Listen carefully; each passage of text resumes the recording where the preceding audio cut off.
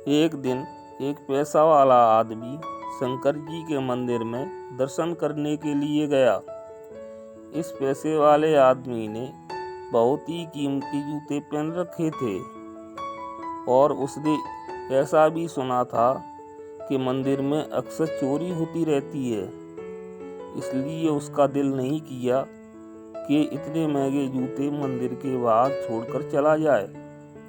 जूते पहनकर वह मंदिर के अंदर नहीं जा सकते थे और वह अपने कीमती जूते बाहर छोड़कर जाना नहीं चाहते थे। अब वह करें तो करें क्या? अब वह बड़ी उलझन में पड़ गया। थोड़ी देर सोच विचार करने के बाद उस अमीर आदमी ने मंदिर के बाहर बैठे भिखारी से बात की। पैसे वाले व्यक्ति ने उस भिखारी को अपने जूते संभालने को दिए। भिखारी भी अमीर व्यक्ति के जूते संभालने को राजी हो गया। फिर वह अमीर व्यक्ति मंदिर में अंदर पूजा करने के लिए चला गया। पूजा में बैठे बैठे उस अमीर व्यक्ति के मन में ख्याल आया कि भगवान ने दुनिया कितनी विषम बनाई है कि मेरे जैसे कितने लोगों को महंगे जूते पहनने के लायक बनाया है, लेकिन उस बेचारे भिखारी जैसे कितने लोगों को रोटी खाने के लिए भीख मांगनी पड़ती है। वह व्यक्ति मन ही मन भगवान से प्रार्थना करते हुए बोला कि आपने सब लोगों को एक समान क्यों नहीं बनाया? आपने सभी लोगों को एक जैसी सुविधा क्यों नहीं दी? उसने मन ही मन में सोचा कि वहां से जाते समय उस भिखारी को 500 रुपये देकर जाएगा। पूजा खत्म होने के बाद जब अमीर व्यक्ति बाहर आया तो उसे ना ही अपने जूते और ना ही भिखारी दिखा। उस अमीर व्यक्ति को लगा कि भिखारी किसी काम से कहीं गया होगा, इसलिए उसने कुछ देर वहां खड़े होकर भिखारी का इंतजार किया।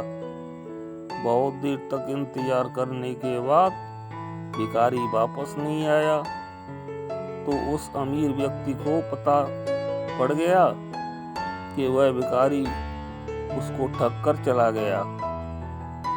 अमीर व्यक्ति दुखी होकर नंगे पैर ही अपने घर की ओर चल पड़ा। उस अमीर व्यक्ति ने रास्ते में देखा कि फुटपाथ पर एक जूते चप्पल बेचने वाला बैठा है। अमीर व्यक्ति एक जोड़ी चप्पल खरीदने के लिए उसके पास पहुंचा। वहां पहुंचते ही उस अमीर व्यक्ति की नजर उसके जैसे ही जूतों पर पड़ी। अमीर आदमी पहचान गया कि वे जूते उसके ही हैं। उसने बेचने वाले से पूछा तो पहले उसने मना किया, लेकिन बार बार पूछने पर और दबाव डालने पर उसने माना कि एक भिखारी इन जूतों को 500 रुपये में बेच करके गया है। अब वह अमीर व्यक्ति बिना चप्पल खरीदे मुस्कुराते हुए वहां से अपने घर की तरफ नंगे पैर ही चला गया। उसे ईश्वर से की गई अपनी प्रार्थना का जवाब मिल चुका था। उस व्यक्ति को समझ में आ गया था कि जब तक लोगों के कर्म एक जैसे नहीं होते तब तक सब एक समान नहीं हो सकते। भगवान ने उस भिखारी के भाग्य में शायद 500 रुपये ही लिखे थे, लेकिन कैसे कर्म करके उन्हें लेना है यह उस भिखारी के हाथ में ही था। अगर वह चोरी ना भी करता फिर भी उसे 500 रुपये मिलने वाले थे। शायद उसके ऐसे ही बुरे कर्मों की वजह से आज वो एक भिखारी था। अगर आपको हमारी कहानी पसंद आई हो तो हमारे चैनल को सब्सक्राइब करें और हमारे वीडियो को लाइक करें। कमेंट में लिखें जय श्री राम।